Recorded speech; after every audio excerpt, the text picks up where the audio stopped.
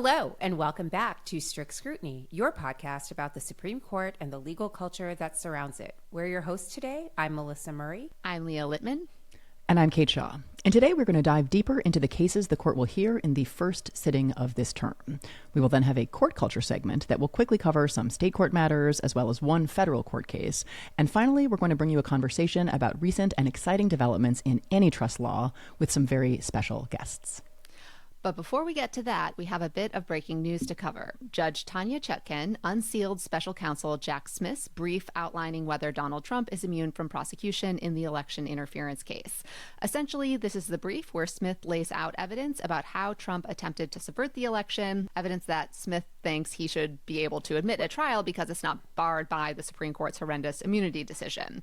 Yes, we are going to be dealing with the after effects of that clown show for a while. The brief is 165 pages, but do not be deterred by that length. It is an incredible and riveting read, both in general and in the individual state-level narratives that it unfolds. It opens with this line, quote, "The defendant asserts that he is immune from prosecution for his criminal scheme to overturn the 2020 presidential election because he claims it entailed official conduct. Not so. Although the defendant was the incumbent president during the charged conspiracies, his scheme was fundamentally a private one." You can almost hear the Chief Justice whining, "You guys said you weren't going to fact check us." But I think it sounds better in the original German. Let's have J.D. Okay, Vance well, say why it. don't we hear it from the mouth of one J.D. Vance / in German? Thank you, Governor. And just to clarify for our viewers, Springfield, Ohio does have a large number of Haitian migrants who have legal status, temporary protected status. Well, Margaret, but thank you, Senator. We have so much to get to. Margaret, I think it's important because we're going to turn out of the economy. Thank Margaret, you. the rules were that you guys weren't going to fact check. And listeners, while we thought we had basically heard it all regarding the Oval Office shenanigans that took place on January 6th, 2021, this brief may actually spill some new tea. So let's briefly run through some of the new evidence that Jack Smith presents before sharing our reactions. So one new tidbit is that Donald Trump told his vice president, Mike Pence, that Pence was, quote unquote, too honest when Pence resisted Trump's suggestion that Pence could simply choose which electoral votes to count and which to discard. Too honest, just doing the law. Okay. Another bit of new tea is about a conspirator who gleefully endorsed inducing a riot in order to stop the counting of the votes at the TCF Center in Detroit, Michigan. So according to the brief, a colleague told this conspirator, quote, look, if you instigate this, you'll be starting something like the Brooks Brothers riot. And FYI, if you don't know what the Brooks Brothers riot is, it refers to a violent demonstration led by Republican staffers, hence the Brooks Brothers moniker, on November 22nd of 2000. That was during the recount of the votes cast in the 2000 presidential election. The goal of the Brooks Brothers riot, which incidentally Roger Stone continues to take credit for, was to shut down the recount. And in fact, it actually worked. The officials came in after those acts of violence and those demonstrations to shut down the recount early. In any event, when this conspirator was warned that he might be instigating something akin to the Brooks Brothers riot of 2000 in real time at the TCF Center, this conspirator seemed remarkably unmoved, responding only, quote, "make them riot," end quote. That's like a Marvel villain. I know. There's a lot of cartoonish villainy like on the pages of this filing. Here's another example. So another nugget from the brief is that after an aide told Trump that Pence had been forced to leave the Capitol because of threats and concerns that his life was in danger, Trump allegedly responded, quote, "So what?" I mean, real villain shit there. And this also serves as a reminder of the hugely important context of the discussion at last week's VP debate about why exactly Mike Pence was not on the stage and is in fact not running on the ticket with Donald Trump. His boss was fundamentally agnostic about whether he was murdered, right? Yeah. So what? Turns out it's hard to come back from that. And in fact, they did not. Although, would Pence have run with him again if asked? Probably. Undoubtedly. Undoubtedly. I think you're probably right. The brief also details Trump's alleged decision to, quote, reinsert into his speech at the Ellipse on January 6th remarks targeting Pence for his refusal to challenge certification, which again seems to suggest, at a minimum, the then president, Trump, was agnostic about whether protesters were going to try to harm his vice president, and indeed the real possibility that he made a decision to affirmatively instigate that. We also learned from the brief that when advisors told Trump that he wouldn't be able to substantiate his claims of voter fraud in a court of law, Trump simply replied, quote, "The details don't matter," end quote. It's more I about have the concepts of evidence. Right. No real Concepts of evidence. We have vibes. Vibes. The vibes are off. Along similar lines, a co-conspirator said, quote, "We don't have the evidence, but we have a lot of theories," end quote. And honestly, I think that's basically how the Supreme Court has been writing a lot of its decisions. We don't have the evidence, but we have a lot of theories. All of them are original. We have our talking points. Yes. Anyway, the said co-conspirator also seemed quite surprised when Republican legislators actually wanted evidence of the non-existent voter fraud, remarking, quote, "Man, I thought we were all Republicans," unquote. Like, that actually is my favorite line. I know. It's like, what's a little evidence among Republicans? Yeah. And there's a version of that in the Arizona narrative and the Michigan narrative. It's like he's saying this to everyone, and kind of party everyone's over like, evidence. That's actually not. Thankfully, it doesn't fly with any of them. Evidence over party. So there's also a ton of details about Pence trying to flatter and puff up Trump so that Trump would accept the results of the election. I mean, this is Mike Pence basically trying to Kris Jenner, the former guy, into accepting the results of the election. Like, "You're doing great, sweetie. You lost this time, but there's always 2024. Don't worry. It's going to be fine." Yes. And the former guy is having none of this, like ugly tears, Kim Kardashian crying. Yeah. Sadly, there are no ugly tears in this filing. There are no ugly. Amazing if there were. We wish there were Kim Kardashian style tears. And of course, while they seem vaguely aware of Stringer Bell's sage advice not to take notes on a motherfucking criminal conspiracy, they were incapable of actually following that advice. So one conspirator texted another, quote, "Careful with your texts on text groups. No reason to text things about electors to anyone but this other person and me," end quote. All the while, like, furiously texting about the so close. They're so close to getting it. Exactly. Like on the cusp of a revelation. Just Slim so Charles close. would never. Slim Charles would never. Never. No. One of my personal favorites, because it concerns my home state, is that while Trump was talking with a Republican state legislator from Michigan about, having lost the election, the state legislator told him, quote, Trump had underperformed with educated females, end quote, which is why he lost the state. I want, educated females against Trump, as that is some the new sort of... the new blue wall, literally, Right, is exactly. educated females. Educated females. Oh, love it. Underperforming is kind of an understatement, I think, at least with this group of So they found you educated repulsive. female. Like they were Yeah. literally, Sir. Yes. So look, I mean, the thing is, all of this appears in the brief, but it should have already been presented at a trial where a jury of Trump's peers would have been able to determine whether Trump unlawfully conspired to interfere with the 2020 presidential election in violation of multiple federal criminal laws. Instead, thanks to the Supreme Court and its abominable immunity decision from July 1st, all we get for now is this lengthy legal document. Yeah, a note about the timing and then generation of this document. Some people are calling this an October surprise, but it's not a surprise. Like, this happened, and it happened now because of the Supreme Court. It's because of the court's outlandish immunity decision and because of the court's slow walking this case unjustifiably that this brief gets unsealed now, a month before the election, and while early voting is already underway in some some places.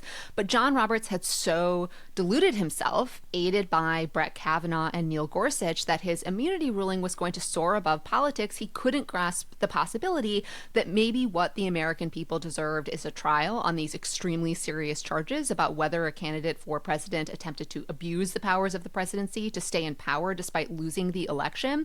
And instead, what he forced to happen is a federal employee writing a 165-page document about whether Donald Trump threatening people over Twitter constituted an official act. Like, that's what this great immunity opinion got us. And, you know, we all saw the defining moment in the vice president debate where J.D. Vance again refused to admit Trump had lost the election. And he is telegraphing... Leah, time out. He's focused on the future. Right. He's focused on the future. Well, why don't we hear his take on said future and past? Because he is, right, indicating if push comes to shove, he will do what Mike Pence wouldn't, you know, abuse the powers of his office to undemocratic ends. So here he is. He is still saying he didn't lose the election. I would just ask that. Did he lose the 2020 election? Tim, I'm focused on the future. Did Kamala Harris censor Americans from speaking their mind in the wake of the 2020 COVID situation? That is a damning non-answer. It's a damning non-answer for you to not talk about censorship. Obviously, Donald Trump and I think that there were problems in 2020. We've talked about it. I'm happy to talk about it further. So if you take the time to read all 165 plus pages of this brief, you can go through the evidence that's presented, because it really brings home just how galling it is that the court all but ensured that there would be no trial in these election interference charges before Americans had to go to the ballot box to decide whether or not Donald Trump should be reinstalled in the office he allegedly abused and misused in an effort to try and subvert democracy. But I think that's kind of par for the course with this court. A majority of these justices basically don't think that women should be allowed to make decisions about their own bodies, and they also apparently don't think that DC jurors should be allowed to make decisions about whether Donald Trump is an insurrectionist and a criminal, and that's basically the TLDR. So again, the fallout from the Supreme Court's disastrous, lawless, immunity, vibe-laden decision continues to hang over our heads and our democracy as we proceed into this new October term. So yes, that's right, folks. We're going to do this all over again. Have a whole new term full of new fuck shit, and it's just going to be great. I mean, I would love to say nowhere to go but up, but I can't. No, Kate. Yeah, that's your optimism again. I'm stopping myself this time. Thank you. But to pivot to what we know is on the docket for the October sitting, it's a pretty light sitting. Neither the October nor November calendar is chock full of blockbusters, but we're going to highlight in depth today 2 cases the court will hear during this first week of the October sitting. And then we will briefly note the other cases the court will hear this week.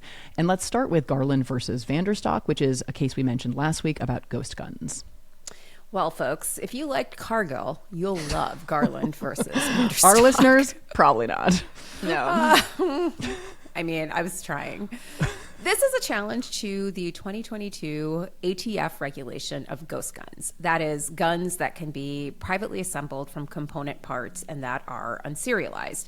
The relevant statutory scheme here is the 1968 Gun Control Act, which regulates firearms, which the statute defines to include, quote, any weapon which will or is designed to or may readily be converted to expel a projectile by the action of an explosive, end quote, as well as, quote, the frame or receiver of any such weapon. That part's important.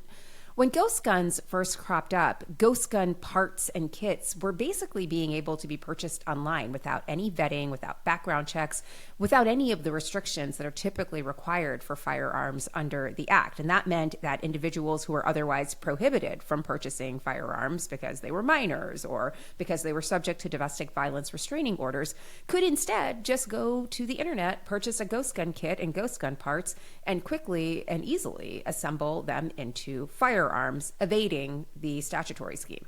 And in 2022, ATF sought to close this loophole by issuing a regulation clarifying that certain products that can readily be converted into an operational firearm or a functional frame or receiver fall within the scope of the Gun Control Act. And under the new regulation, ghost guns are subject to the same restrictions as traditional, already assembled firearms. Basically, that means instead of being able to purchase a ghost gun kit without a background check or other vetting, individuals have to go through the same regulatory procedures that are in place for already assembled firearms. As the federal government notes in its brief, Polymer 80, one of the parties to this case, sold a buy, build, shoot kit that allowed a purchaser to assemble a fully functional Glock variant semi-automatic pistol in as little as 21 minutes. And companies... It's basically like Legos for serial killers. Right. And companies basically marketed them that way, marketed, quote, partially complete or unassembled frames or receivers that can, quote, readily be completed or assembled to a functional state, by removing a few temporary plastic rails, which, again, could take minutes. Yeah. So all this to say, the ATF was trying to address a major regulatory issue. Ghost guns were on the rise. They were difficult to trace because they weren't subject to the same checks as traditional firearms. In 2017, law enforcement agencies submitted roughly 1,600 ghost guns to ATF. So this is guns they've, recovered at a crime scene, given them over to ATF for tracing. By 2021, that number was more than 19,000. So an increase of more than 1,000% in just 4 years. And again, ATF can't really trace these guns because of the lack of serial numbers and transfer records for ghost guns. So of the 45,240 unserialized firearms submitted for tracing between 2016 and 2021, ATF was able to complete only 445 traces to individual purchasers, which is less than 1%. And because of the regulatory pressure from the 2022 ATF rule, as well as litigation challenging the ghost gun purveyors, Polymer 80 actually shut down. Like, there's no market for this once the regulations kick in and they're forced to shut down. Though, of course, it's worth noting that depending on what happens in this case, it could very easily get up and running again. Now, maybe they have an emotional support billionaire who could just help them out in this instance. In any event, the ghost guns at issue in this case have been involved in numerous gun deaths and shooting. And again, this is part of what spurred the need for regulation. Everytown for Gun Support Safety Fund has issued a report that details many of these cases, and the Washington Post recently reported on cases that specifically involve teenagers. Again, the point here is that teenagers cannot buy guns because they're minors under the ordinary regulatory scheme, but they can get ghost gun kits and parts online, and they can separately assemble them into firearms, avoiding the whole regulatory apparatus. So this case that the court will hear this week has some pretty notable procedural history that we wanted to walk through. The initial challenge was filed in a Texas district court, because of course it was, and the district court issued a nationwide injunction invalidating the ATF rule in its entirety. Again, of course it was. Of course it did. The judge in that case was Judge Reed O'Connor, the guy who, I can't remember if this is originally your Leah or your Melissa's coinage, but Reed O'Connor, just this tells you everything you need to know about him, basically walked so Matthew Kacsmaryk could run. He's that guy.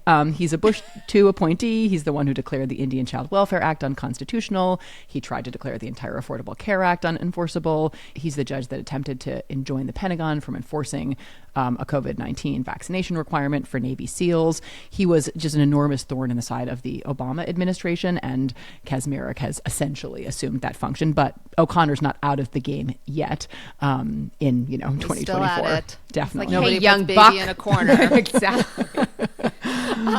So that's the guy who enjoined ATF's efforts to regulate ghost guns.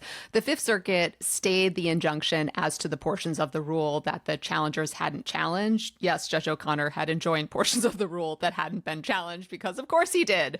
And then the Supreme Court stayed the decision entirely, which, allowed the regulation to go into effect while the case was pending. Then the Fifth Circuit came back and was like, let's try this one again, and tried to reinstate the injunction as to the challengers in the case. The Supreme Court once again stayed that. So again, this regulation is in effect.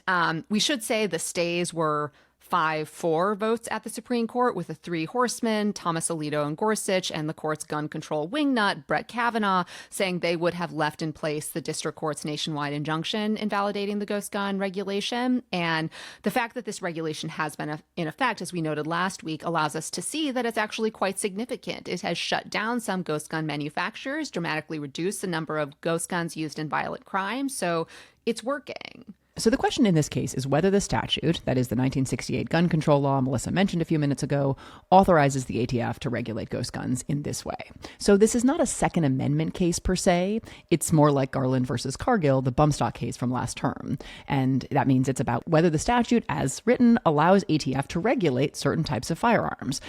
But I think it's fair to say that these guys' ardor for the Second Amendment may have some impact on how they read the statutory language in this case, just as it did in Cargill. What Kate means is that we're likely in for another round of gun porn, or alternatively, the textualist case for unregulated deathly firearms. So that will be fun. Part of the issue in this case depends on whether the language frame or receiver that's referenced in the statutory definition of the term firearm has to be a complete or functional frame or receiver in order to qualify under the law. The rule interprets frame or receiver to include partially complete, disassembled, or non-functional frames and receivers that may be readily completed, assembled, restored, or otherwise converted to function as frames or receivers. That's how they sweep in the ghost guns here. But the manufacturers argue that frame or receiver, as specified in the statute, defines only complete or functional frames or receivers, not the component parts that are used to assemble ghost guns. So parts as parts, basically, is what they're saying. Yeah. I like the federal government's argument in its brief that, when you go to IKEA, Yes. you're still buying furniture, even though it's not assembled. We don't call that something else like schmurniture when it's not assembled. But another facet of the case turns on the fact that Congress defined firearm to include any weapon that, quote, may readily be converted to expel a projectile by the action of an explosive. And the rule says a weapons part kit that may readily be completed, assembled, restored, or otherwise converted to expel a projectile by the action of explosives is a firearm. And the challenger's primary argument seems to be that other provisions in gun control laws specifically regulate parts or combinations of parts. But at least me personally, I don't think that means the natural meaning of, quote, may readily be converted to expel a projectile should just be ignored or read out of the statute. Well, you're a feminist, Leah, so you don't count. So shut up. Uneducated female in the state of Michigan. Like I said, it sounds better in the females original. aren't allowed to interpret statutes. That's true. I mean, look, the language that you just read, Leah, to my mind is so clearly in the government's favor. Like, obviously, these qualify. But if the text alone is not enough, the government notes, again, as it did in Cargill, without success, but I think it's important. It was right there, and I think it's really important here. Congress specifically included a bunch of anti-evasion or anti-circumvention provisions like these in the law, which indicated that Congress thought it was restricting efforts to work around the technical definitions by assembling firearms that do the same thing as the restricted firearms, like may readily be converted, obviously suggests that Congress wanted to capture things that would later emerge that would let people get guns they wanted regulated, like the guns already in existence in 1968. The government's reply brief explains, quote, respondents do not deny that their interpretation would allow more minors, felons, domestic abusers, and other prohibited persons to circumvent the Act's core requirements by easily buying and quickly assembling firearms without serial numbers, records, or background checks. Indeed, respondents have in fact promoted their products by emphasizing that they are sold with no background checks. $10, Sam Alito is going to write either a majority opinion or a concurrence is like, this is really on Congress. $10. Yeah. Well, which disadvantaged group is Sam Alito going to insist that ghost guns help? Because remember last year in Cargill, he insisted that bump stocks were really designed to allow people with physical limitations to have the necessary experience of knowing what it feels like to fire an a machine automatic. gun. Yeah. Right, No, a exactly. machine. Yeah. Arthritis, I think, came up in the in the oral argument. Like, that's who's really being targeted by these individuals who want to restrict bump stocks. Right. Yeah. He's going to say this regulation is unconstitutional under the 19th Amendment. Like, we're like... Educated women want this. Exactly. Anyway, as Kate said, this is not a Second Amendment case on its face. It's a statutory case, a regulatory case, if you will. But that didn't stop some of the amici, I'm looking at you, NRA, from gesturing toward the Second Amendment and explaining why the regulation should be invalidated. The NRA brief literally says, quote unquote, throughout American history, private gun making was not regulated, end quote. This isn't like Sir Samuel so-and-so making a musket in his lean-to in the back. Like, this is a little different, but good try, guys. Anyway, so stay tuned for that. It's going to be the big case, I think, this week, and a big opportunity for this court to continue with its antipathy for regulation and its love of guns. So moving on to something else the court likes, the death penalty. Leah? Now we get to discuss Glossop versus Oklahoma. So we've talked about this case before, and we actually had one of Mr. Glossop's lawyers, John Mills from the public interest law firm Phillips Black, on the show previously to discuss Mr. Glossop's case at an earlier stage before the Supreme Court had granted review. It would be difficult, if not impossible, to cover all of the insanity and misogynist that has gone into this case, but we're going to give you a snapshot of it. Briefly, Richard Glossop was convicted of the murder of Barry Van Treese based on the testimony of Justin Sneed, the person everyone agrees physically murdered Van Treese. After being questioned and coached, Sneed agreed to plead guilty and testify that Richard Glossop had planned the murder, and that agreement allowed Sneed to avoid the death penalty. Right. So you did hear that right. The person who actually committed the murder was not sentenced to death. And there's no allegation that Glossop personally did any of this. And as we'll talk about, the evidence of Glossop's involvement at all is deeply, deeply sketchy. So almost 20 years after Mr. Glossop's conviction, the state disclosed files showing that the state knew but failed to disclose that Sneed, who was addicted to methamphetamines and had an untreated bipolar disorder, had been prescribed lithium by a psychiatrist. And the combination of drugs and conditions would have cast doubt on Sneed's perception and memory if it had been disclosed. It could also have bolstered the defense theory of the case, which is that Sneed committed the murder impulsively without any involvement from Glossop. And that combination of drugs and conditions can contribute to impulsive, uncontrollable behavior. The state also allowed Sneed to testify falsely that he had never seen a psychiatrist when in fact he had. And there is concededly zero forensic evidence linking Glossop to the murder. It's just Sneed's testimony. At Glossop's second trial, the state said that he and Sneed conspired to murder Van Treese for money, which they then split. And the prosecution, to support that, pointed to the fact that Glossop had over $1,000 on him when he was arrested. But there's evidence of a statement from a witness who told the police that the money actually came from Glossop selling his possessions. There's also evidence that the state coached Sneed to account for the discrepancies in his case, including whether or not Sneed used a knife. And just like to editorialize for 1 minute, Glossop's case has been up and down a few times to the Supreme Court. We'll talk in a minute about the lethal injection protocol challenge. But it was up as well in 2008, actually, when I was a law clerk there. And I have to say, I remember that the court, when I was there, called for the record in Glossop's case, which meant like all the files from the Oklahoma courts came to the Supreme Court. And I remember reading it. It's odd that I remembered it so well that I just checked the docket to be sure I was right. And yeah, the court called for the record while I was a clerk there. Anyway, I remember just how serious the questions about the evidence against Glossop were back then, and the court didn't take the case then. But all this to say, like, this has been a case that there have been questions that have stalked this case from the beginning about Glossop's potential actual innocence. Right, because as you're alluding to, even before any of the evidence we were just recounting came to light, the Oklahoma legislature appointed an independent investigation commission that concluded Mr. Glossop's conviction should be set aside. Another independent investigation that the Oklahoma Attorney General commissioned agreed. It reached those conclusions on the ground that the state had destroyed critical physical evidence and suppressed other evidence. The police had not searched Sneed's room at the motel or questioned most of the motel guests and whatnot. The Oklahoma AG agrees that the conviction must be overturned, not surprisingly, given everything that has been said. But yet, despite that concession, the Oklahoma Court of Criminal Appeals refused to vacate the conviction and sentence and said there had been no Brady violation, nor had there been a NAPU violation. And a Brady violation refers to the prosecution's failure to turn over exculpatory evidence that would suggest the defendant's innocence.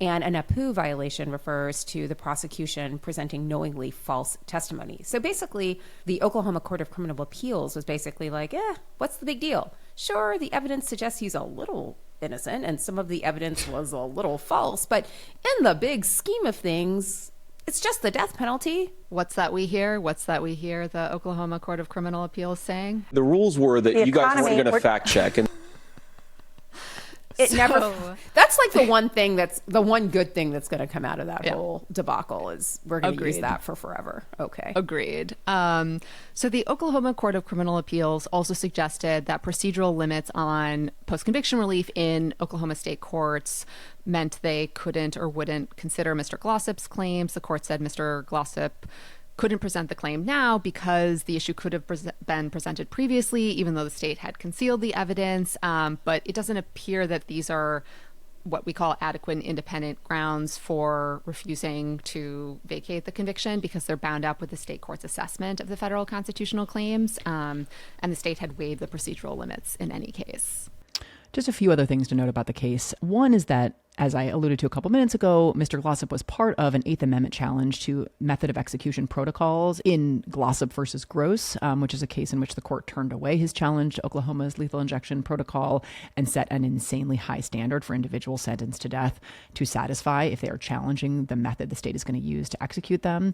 And the fact that yet another major death penalty case involves yet another possibly innocent defendant is yet another indication of serious flaws in our country's administration of the death penalty.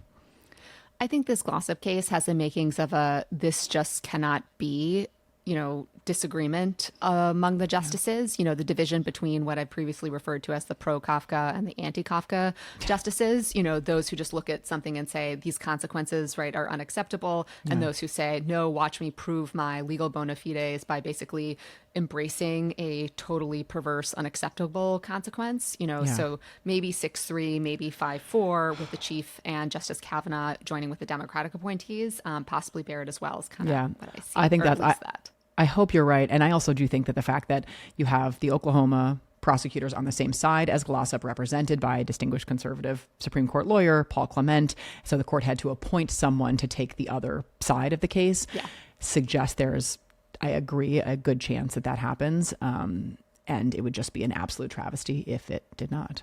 So quickly run through some of the other cases the court will hear this week. Royal Canin USA versus Wohlschlager is about federal jurisdiction, basically when you can remove cases from state court to federal court. Then there's Williams versus Washington, an important civil rights case about when you can file a federal civil rights action in federal court when the state has provided you nominally some other administrative remedy to go through first. And then finally, there's Lackey versus Stinney, which is about when plaintiffs in civil rights cases are entitled to attorney's fees because they are the prevailing party when they obtain a preliminary injunction, but then the legislature repeals the statute or scheme that they were challenging.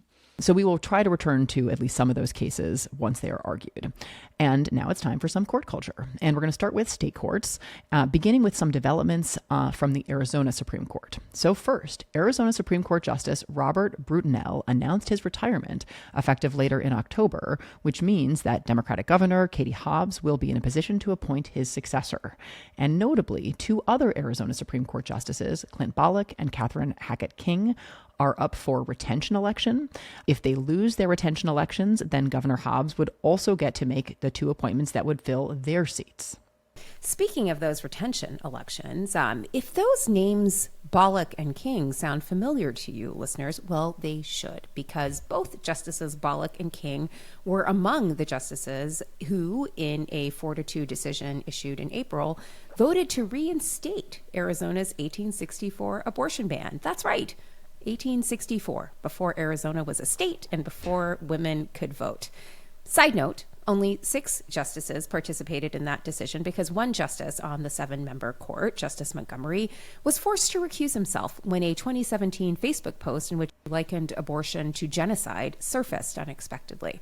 Another side note, if the name Clint Bollock sounds really familiar, you're not crazy, but you have been drinking too many Ginny tonics. Clint Bollock is the former vice president of the Goldwater Institute. He's also a co-founder of the Institute for Justice, which incidentally was started with Koch brothers' money. He's also a close friend of, going back to their days in the Reagan EEOC, Justice Clarence Thomas. In fact, Thomas is the godfather to one of Bollock's children.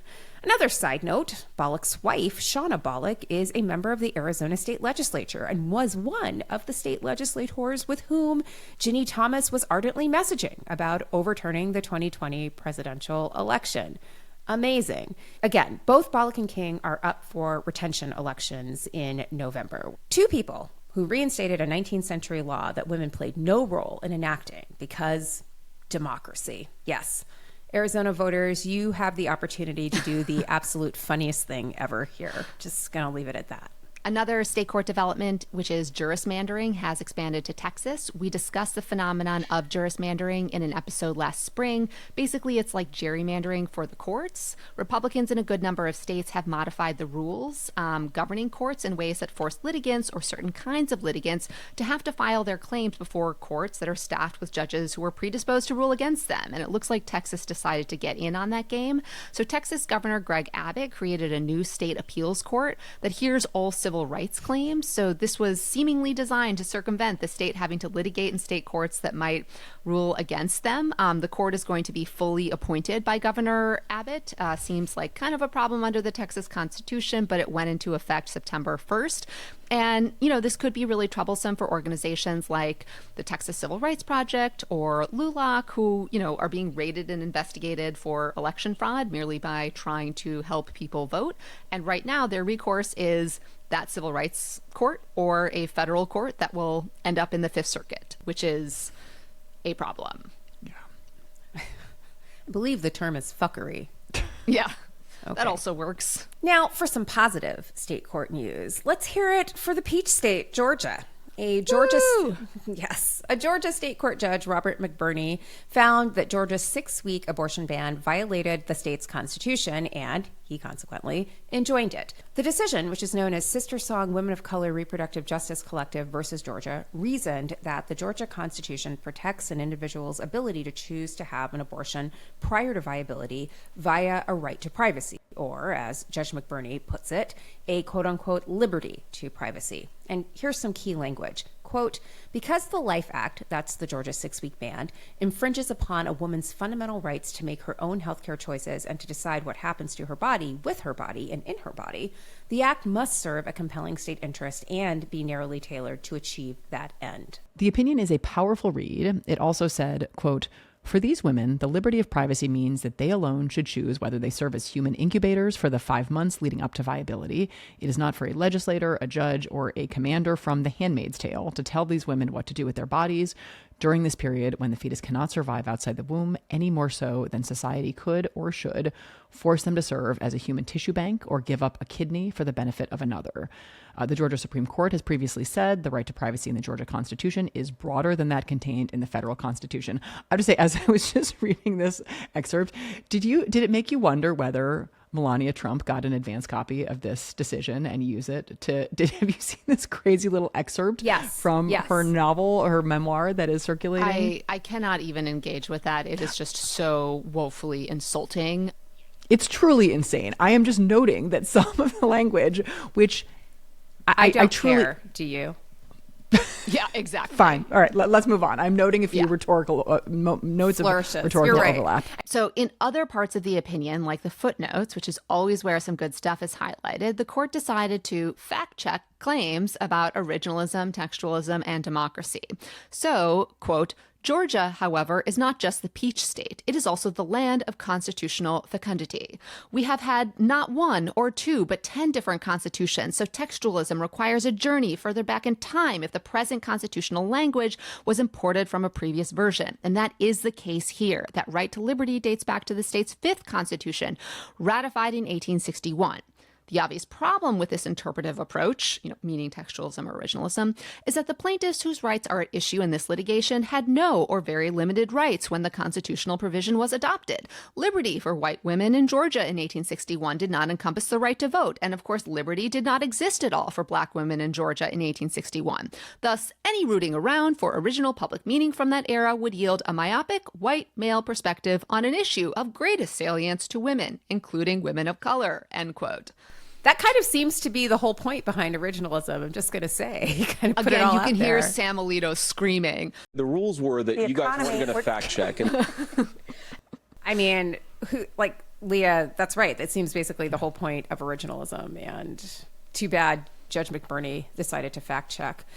He also found the statute violated Georgia's Equal Protection Clause because it contained an exception for circumstances where pregnancy endangered a woman's life and physical health, but not in circumstances where a woman's mental health was compromised. Other notable passage, quote, this leads into the, quote, weird issue of lack of process required to obtain these health records. I just liked the use of the word weird. This felt like Taylor Swift signing off her endorsement, childless cat lady, like kind of a fuck you. It's an Easter egg. It's kind of an Easter egg. Yeah, exactly.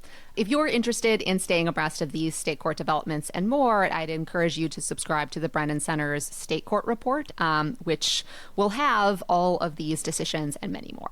Indeed. And a quick note on a federal court decision we wanted to flag. This is a district court decision that is surprisingly not from a district court in Texas. It is from Still the district crappy.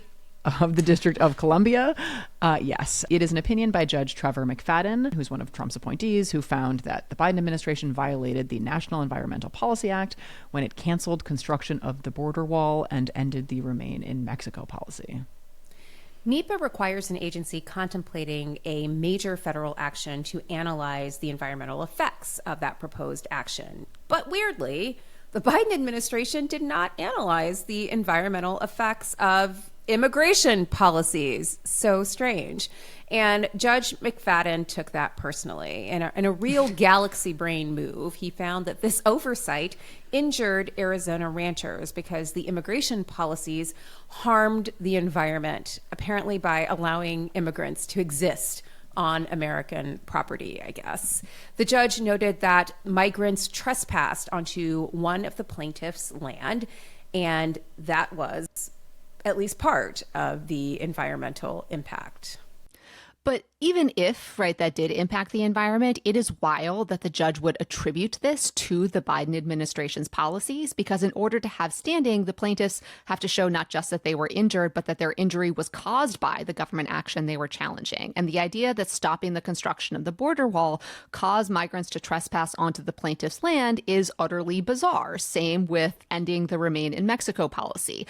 But that is literally the testimony of the plaintiffs and what the court relied on. So here is a passage from the court's opinion, quote, Smith, that is one of the plaintiffs who testified, noticed striking differences in the volume of illegal immigration between the Trump and Biden administrations. When President Trump was in office, Smith saw the least traffic he had ever witnessed on the border in his life. He described those years as the most peaceful time he had experienced. Then things changed, moving on into the Biden administration, end quote.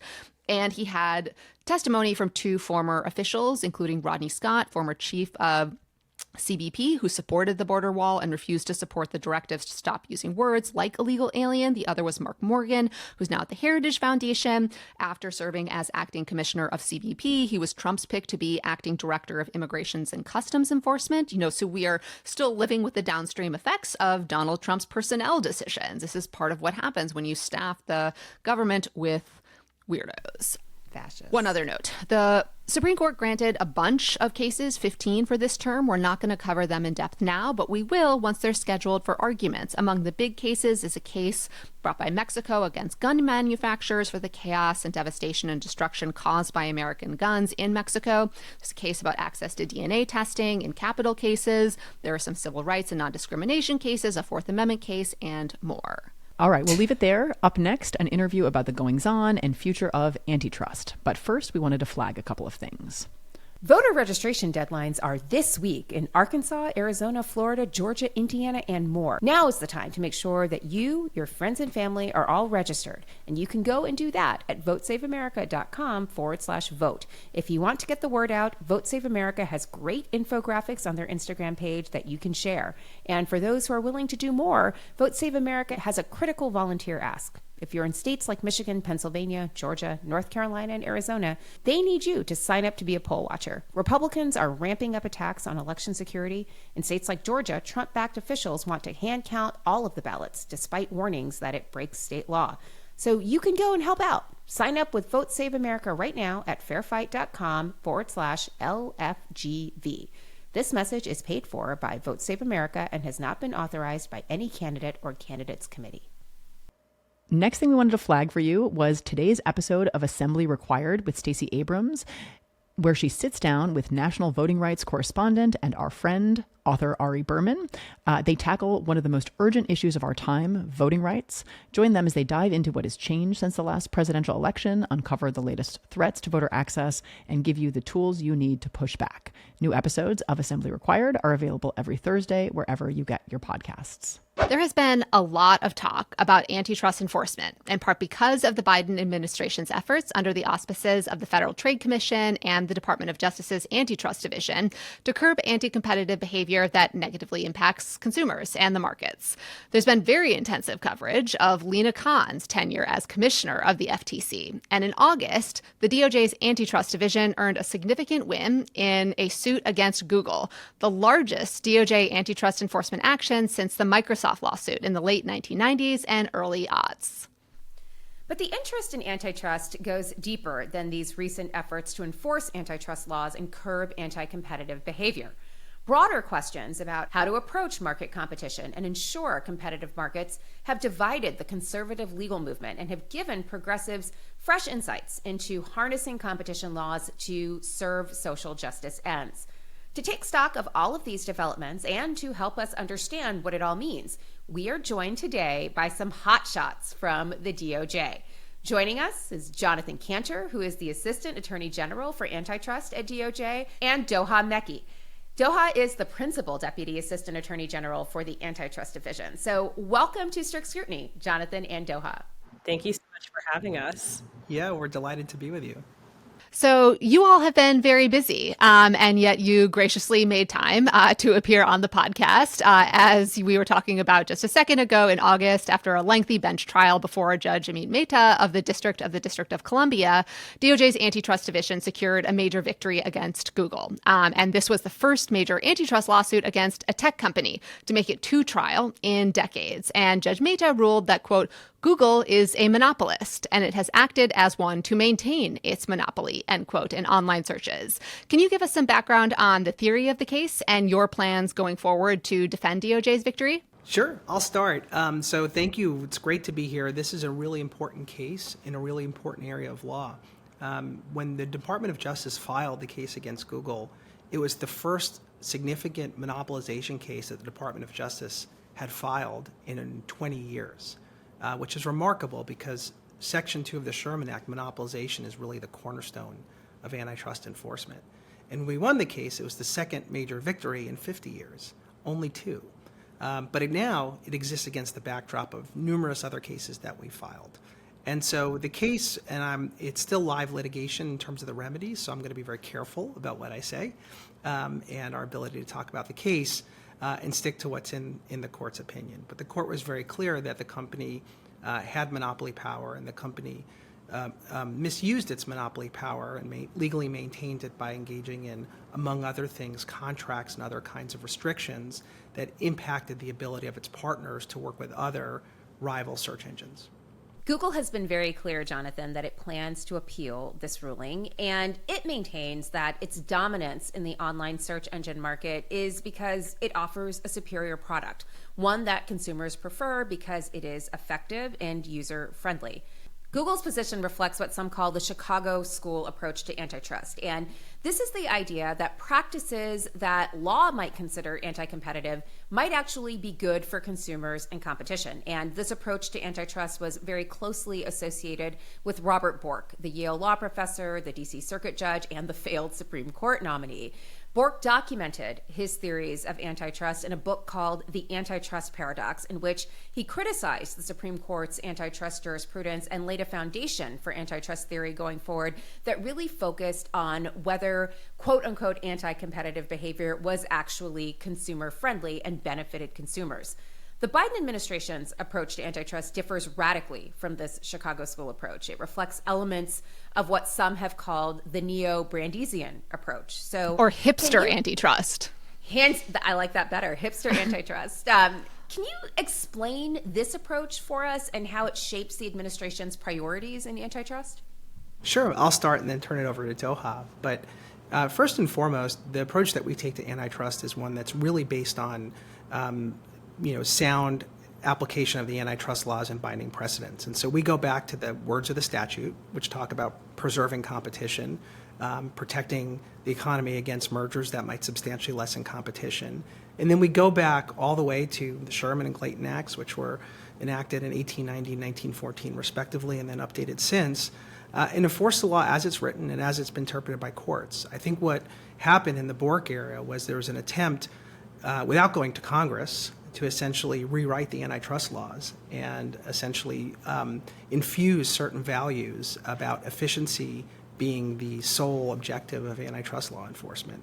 And that's never been the case. It wasn't the case when Congress wrote the law, and it hasn't been the case when Supreme Court has interpreted the law. And so we just went back to first principles. So you brought some textual healing, right? Like the antitrust version of textual healing to antitrust law. I think that's one way to put it, but I think it's worth just lingering on this point that Jonathan made because it's really important. I mean, there are certainly critics of a healthy antitrust enforcement regime, and it's really no secret or mystery why the critics tend to be closely associated with the interests of monopolists and plutocrats. But there is a rich history that supports a robust antitrust enforcement regime. And to the extent that there was anything radical, it's actually what Robert Bork and people who thought the way he did interpreted the law beginning in the 1980s. So when we look to the foundations of the Sherman Act, what we see is a very deep concern that the kind of private coercive power of corporations that the framers of the statute were concerned about was, quote, inconsistent with our form of government, right? And that's a quote from the floor debate.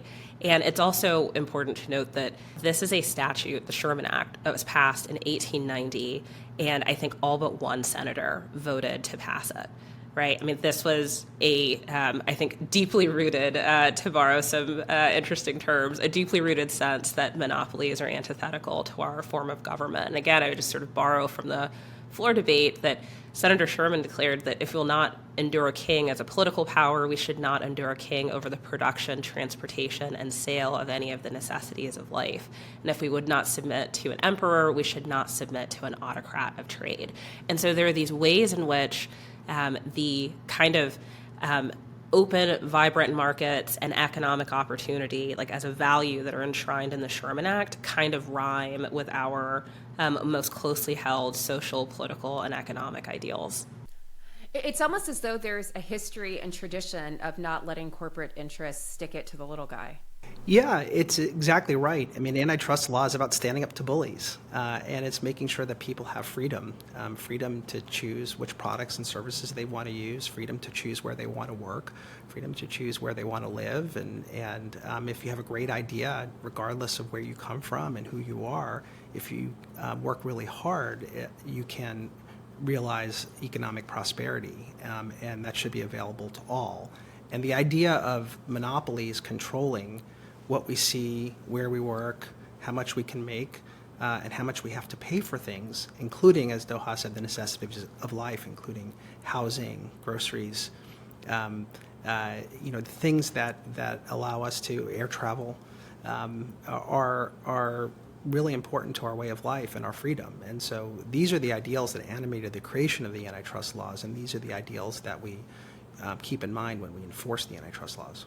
So I want to ask a question about freedom in a second, but just to kind of underscore something that both Jonathan and Doha have been talking about, which is the skepticism of consolidated and coercive economic power. I think we did a series of episodes on Project 2025 in which we went through some of the proposals to, for example, give private companies, billionaires, tech bros, finance bros, the power to control nuclear energy, right? And if you think what could go wrong, right? Exactly, about like the vast amount of wealth that is behind some of these corporate interests, you can see why people like FDR or the creators of the Sherman's Act and Clayton Act were concerned about such huge, immense, vast capital power competing with government power, or being able to influence government power to the extent where, it's difficult to disentangle the two. And that's part of what, antitrust law is designed to remedy. Now, my freedom question. So, Jonathan, you spoke very eloquently about how enforcing antitrust law enables freedom. I would like one of you to maybe explain how hipster antitrust or the neo-Brandeisian approach to antitrust could help me get Taylor Swift tickets. That is, I want to be free to be in my Taylor era. So it is no mystery that we have brought enforcement actions in a lot of industries where people have firsthand experience about how they're experiencing the market, about the availability of goods and services. And one of all of our cases are important to us. We think they're important. They're right on the facts and the law, and we love litigating them. But there are certain cases that seem to be more resonant than others. And I think we were really touched to see the public engage with our Section 2 monopolization breakup case against Ticketmaster, because it was really a company and experience of the market that needed no introduction. And so this is really, and I should say that's live litigation, so we won't get into the merits of that case because it's playing out in a federal court in New York right now. But again, there's this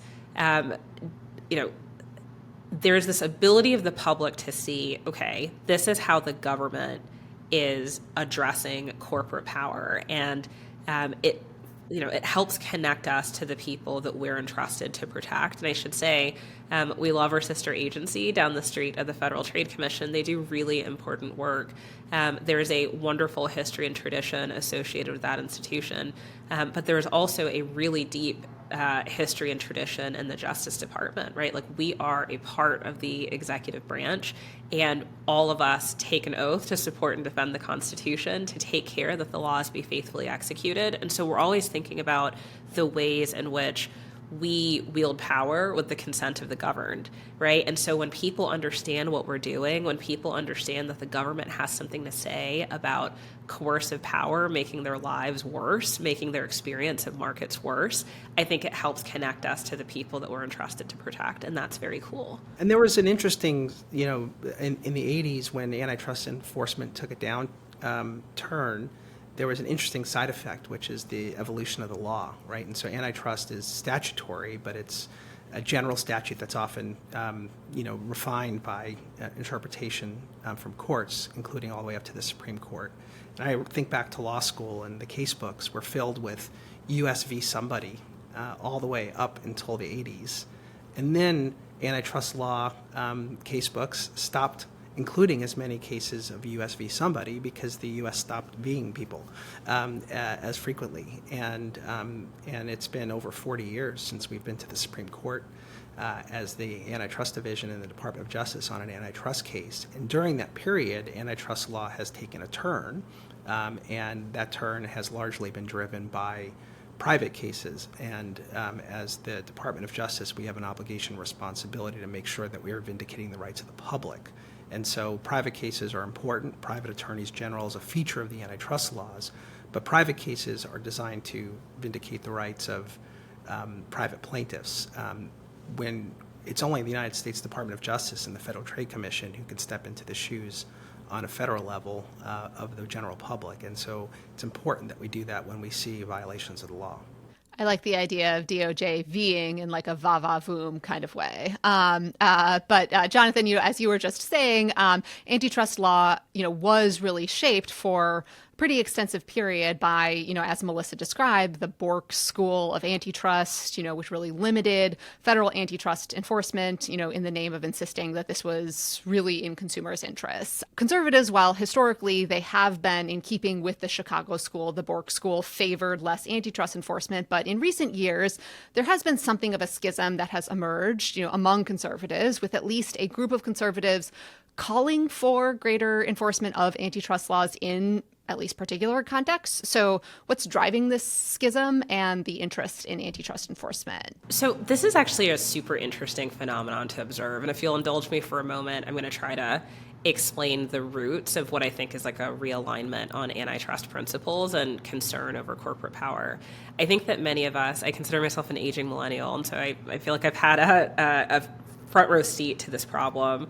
Many of us saw the financial crisis, the two-tiered recovery, the fact that there was stagnating wage growth, that there was more inequality, that a small number of companies had outsized sort of wealth and success and power, that new business formation had really slowed. And then there's like the massive demand-side market failure that's associated with the pandemic. And I think that for many people, watching the economy work less well for them caused them to ask questions.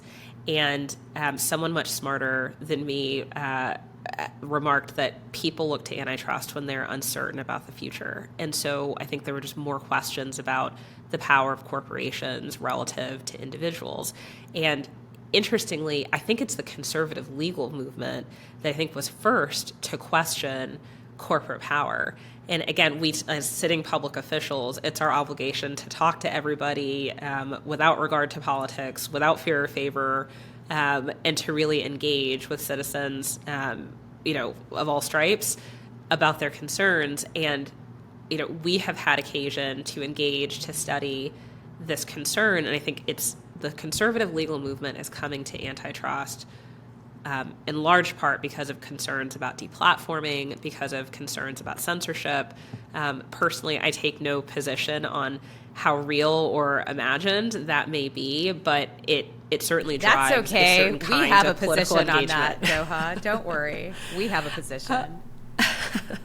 I think it drives a certain kind of legal and political engagement. And one thing we know is that the conservative legal movement is organized. They have an apparatus through different kinds of organizations to really lay intellectual foundations. But to give them some credit, I do think that there is support for this idea that the founders were skeptical of corporations, right? Corporations were a grant of the king, a common law, and this idea that corporations would participate in our form of governance was something that was deeply questioned, and I think many of our most revered leaders were deeply hostile to the idea, and that's kind of interesting.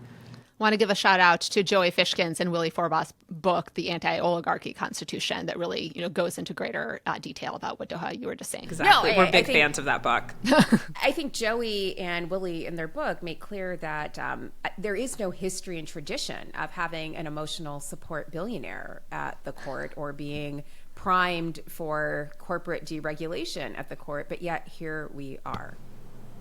Well, your point about regulation is really important because a lot of conservatives are concerned about regulation by the government.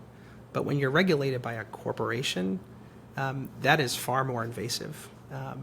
There's no due process. You could be taxed in the form of higher prices and fees, junk fees sometimes. And there's no accountability. And so one of the reasons why our society works so well when our economy is competitive is because it gives people the freedom to vote with their feet. It gives the people freedom to say, I don't like what this company stands for. I don't like their products. I don't like their services. I don't like them telling me what to see, think, or hear.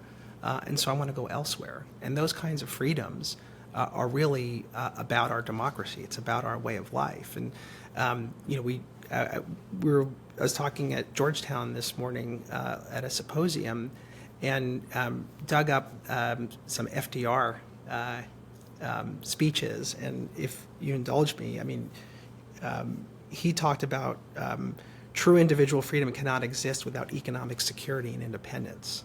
He talked about how people should have almost like a new Bill of Rights, and the right to a useful and a well-paying job, the right to earn and provide adequate food and clothing and recreation for one's family, the right of farmers to sell products and have a reasonable return on investment to earn a decent living, the right of businesses large and small to trade in an atmosphere of freedom from unfair competition and domination by monopolies at home and abroad, and the right of every family to a decent home.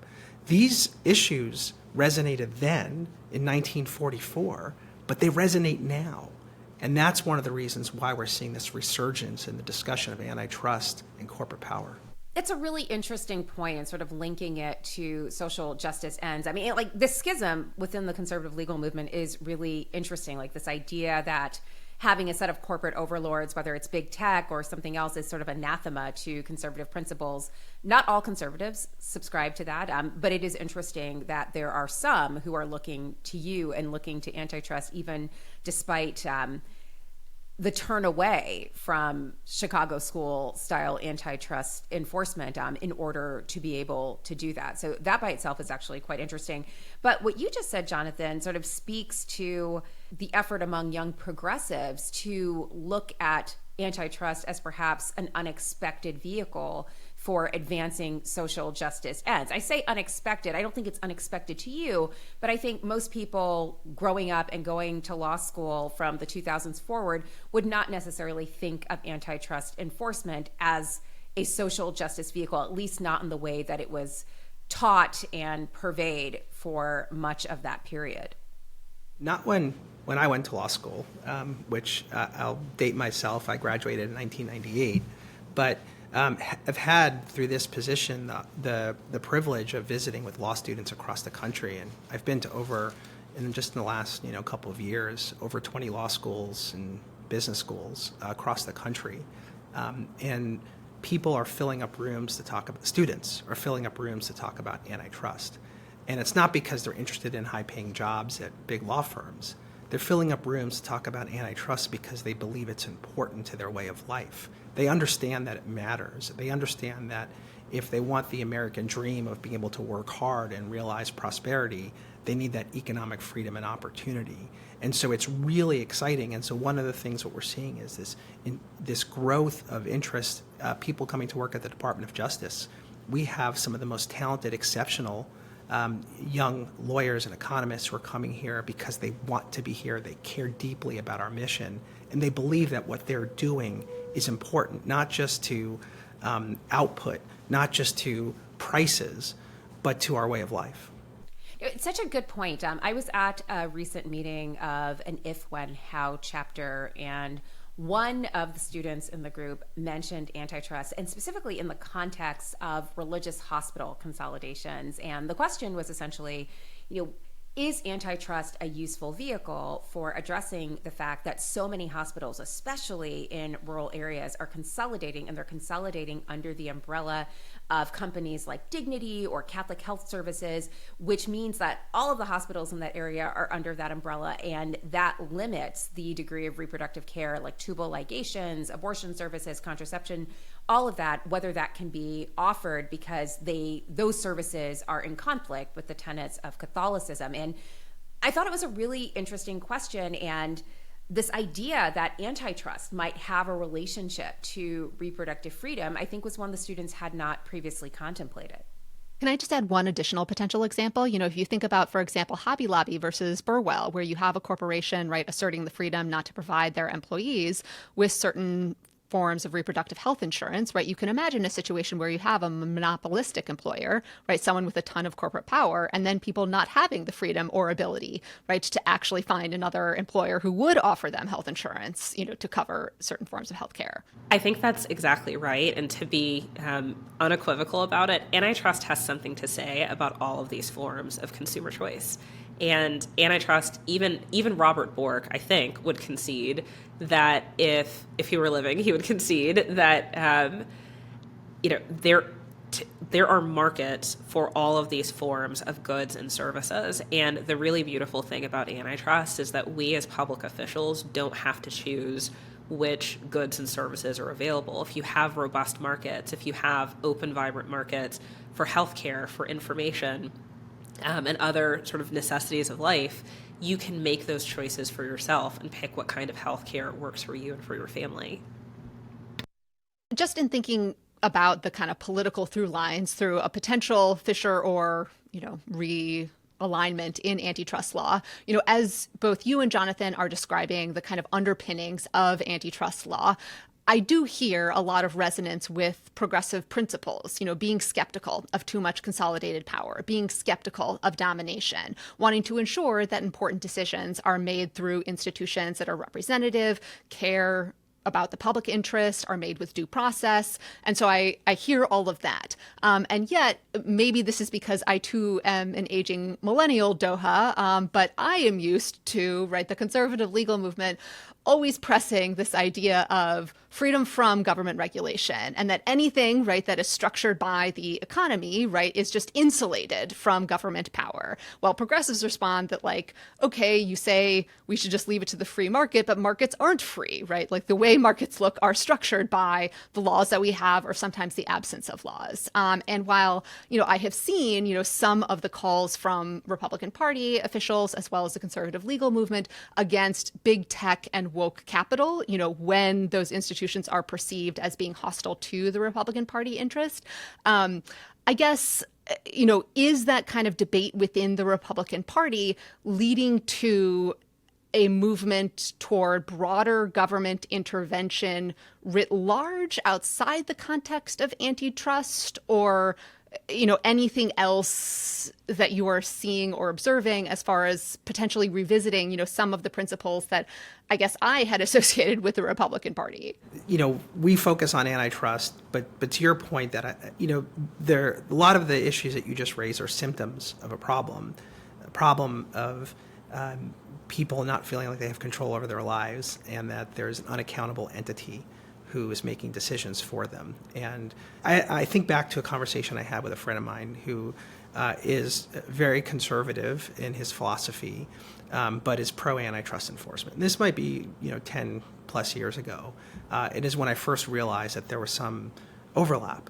And what he told me was that he's opposed to concentration of power, and whether that's government power or corporate power, the decentralization of power and the deconcentration of power and freedom go hand in hand. And it was enlightening to me, because it made me appreciate that we might all come at this from different points of view, but there are certain underlying principles that you can, string throughout.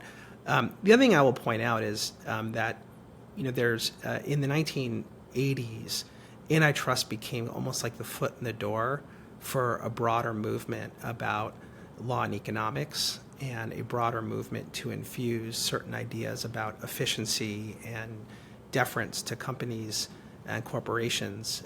There's a great book by Binya Applebaum called The Economist's Hour.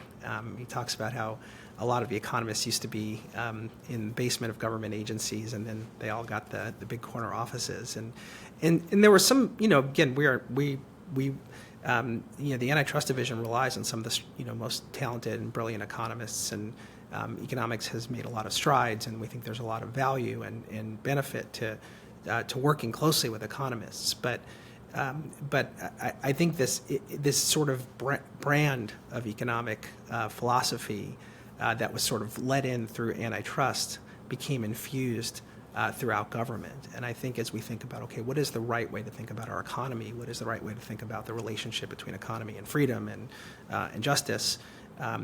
We need to sort of think about, it's not surprising to me that antitrust is becoming a focal point and a vehicle for that conversation.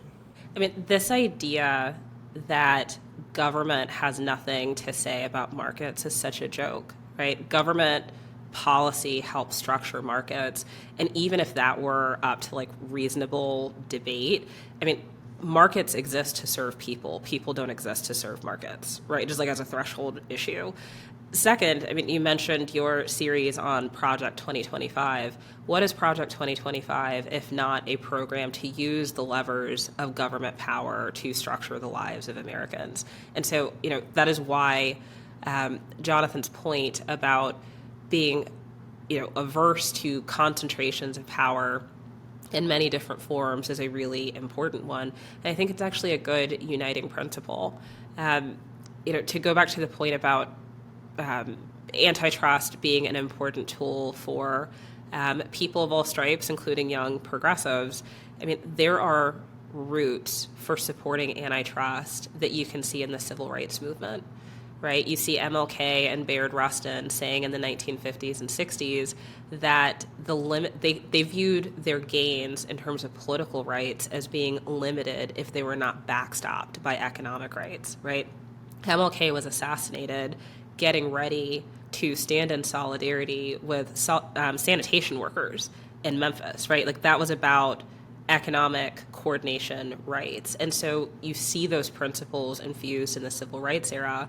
And it is really interesting to observe that, the conservative legal movement that grew to distrust government intervention was really upset about judges, right? They were upset. Robert Bork wrote at length in the Antitrust Paradox, as you pointed out, about what they saw as a form of judicial activism. And it is interesting to see how that dovetailed with another conservative legal movement critique of the time, that the Warren and Burger courts had engaged in activism to expand social and political rights. Ironically, a lot of what we're promoting is reducing activism, judicial activism, in the context of antitrust. We're saying go back to the statute, go back to the original intent of the antitrust laws, go back to the binding Supreme Court precedent. And I think a lot of the Chicago school movement was about taking new principles and trying to, almost through activism, rewrite the antitrust laws without going to Congress.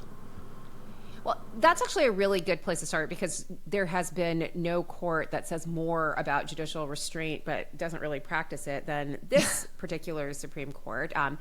We're a Supreme Court podcast, and although we don't talk a lot about antitrust, we have had some antitrust cases pop up over the last couple of terms.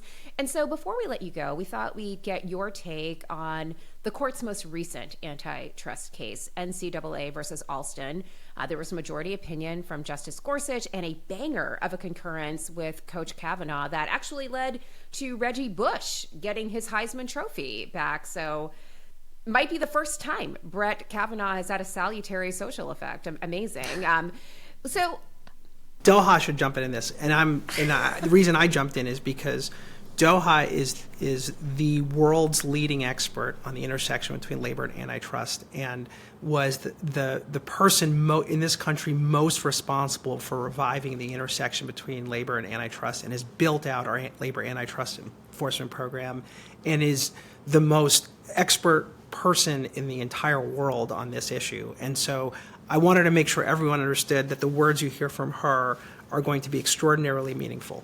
Doha, I was going to say, I thought maybe Jonathan was going to say you were the foremost expert on the intersection of Reggie Bush and Brett Kavanaugh, but that seems not to be the case. So why don't you tell us about your work infusing labor or integrating labor law and antitrust? So let me say, Jonathan, I think, is overly generous and very kind.